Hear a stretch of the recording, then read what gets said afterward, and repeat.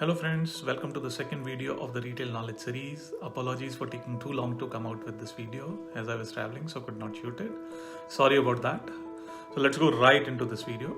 As you know, I started this series to share the knowledge and insights I have gathered of the retail industry through my experience and reading the books on retail businesses in the last 20 years. I've taken the book Retail Beyond Detail, written by Dr. Gibson Vedamani, as my first book, and I'm doing first 10 videos based on the success secrets to win in retail business as described by the author in this book. In the first video of the series, I spoke about the first secret, be determined to win, and today I'll be talking about the second secret, which is choose the right location.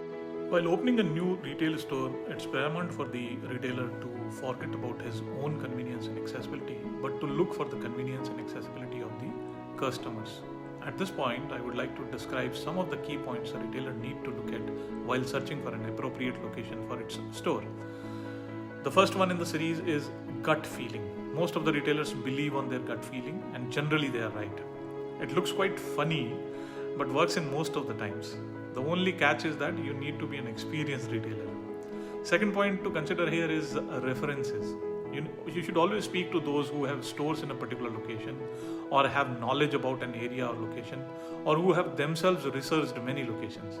Real estate agents might be as useful, but it's a risky thing to do because you are relying on someone else's experience and recommendations. An agent might try to sell you an unworthy location to maximize his commissions. So the best thing to do is to create a checklist of those factors which may contribute to a successful location. The points which I'll speak now are equally applicable to any high street or a mall location. The first point is the location needs to be easily accessible and convenient. As we know that today's customers have much less time to spend on shopping, hence convenience is the key here. Second thing is to check the footfall. This is very important. Retailers should know how many customers are visiting the location.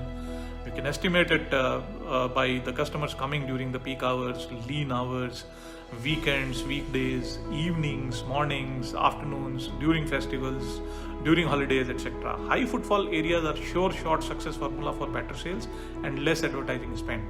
Footfall can be counted in the competition store or the similar store in the vicinity to get a basic idea of the expected footfall. The third one is does the catchment have enough inhabitation within a few kilometers radius of the location? These are the major customers, hence needs to be taken into consideration. What is the demographics, spending capacity, lifestyle characteristics, what do they buy, what they are interested in, all needs to be taken care of. The fourth point is what is the average sale per day of the similar store in the area by the count of number of customers visiting the competition and how many of them returning with bags in their hands. One can guesstimate the sales per day and accordingly forecast the daily sales. Fifth is it located in a busy high street or a mall? A successful high street or a shopping mall will always have better footfalls, although the rents might be high, but sales will also be high to compensate the high cost. A trade-off needs to be calculated before signing the location. A destination store like IKEA, Cash and Carry, they can open in far-flung areas, but not a small retail store. The sixth point is the store visible. जो दिखता है वो बिकता है. Whatever is visible will be saleable. The location should be visible from a distance. Customers should not have to search for the location. The next point is to have enough frontage. A better signage size which is clearly visible to the customer from far will fetch more footfall. A signage is the largest advertisement of a store. The bigger, the better. The next one is parking. Is there enough parking space in front or in the parking lot in the basement with not much to walk? Customers hate to walk long distance to reach the store. The next point could be can the customers walk into the store easily? Store has to be located in such a way that customer can easily walk into the store. If it's a high street store, then it must be on the side of the parking. Customer would not like to cross the road and walk into the store. Also, it should be free from all other barriers to entry, such as too many stairs to climb, do not want to go around to enter. Shops in basements sell less. So just look at as to where do you want to be located. One more important point to consider is the store should have clear visual lines with less pillars or high barriers to visibility of the store. This is where I would need to speak about the concept of riding piggyback, which is nothing but a ride on the success of others. In the terms of location selection, this could be adjacent or in the vicinity of a bus, railway, airport, successful restaurants, educational institutes, office spaces, etc. In a mall, generally retailers look for spaces near to the main entrance, supermarket, anchor store, food court, cinema, or an escalator, elevator, etc. All this then boils down to create a location quotient or matrix worked out based on all of these points, and the one which score is highest is the good location. A well-researched location would always give immediate advantage or competition, decreases your risk, and increases the acceptance from the customer while entering the market. One should also look at the growth aspects of the area in which the store is planned. What is good today may not be good tomorrow, so be ready to relocate in case needed.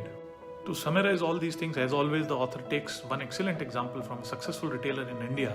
In this case, it is Hatti Kapi of Bangalore, which opened its first coffee store in Bangalore, located in a famous marketplace, which was inhabited by the people who loved drinking good traditional filter coffee, but in affordable price. He also ensured that he keeps opening new stores in equally good locations across the city. In the quest of having great location for his stores, he ended up opening stores in all Infosys campuses across India and eventually even in the Bangalore International Airport. He's not sitting idle and now thinks of taking it to America as well. All these locations ticks most of the checklist point I spoke about earlier, and that's why Hatti Kapi is so successful. So as I said in the start, and would like to reiterate here, that the most important factor that contributes to the success of a retail store is its location, and only location, nothing else. I hope you liked this video. If you did, please do not forget to like, comment and share. I'm sure you might need to come back and watch it again, as there is so much information packed in it. Thank you, and watch out this space for more videos in the future. Thank you so much.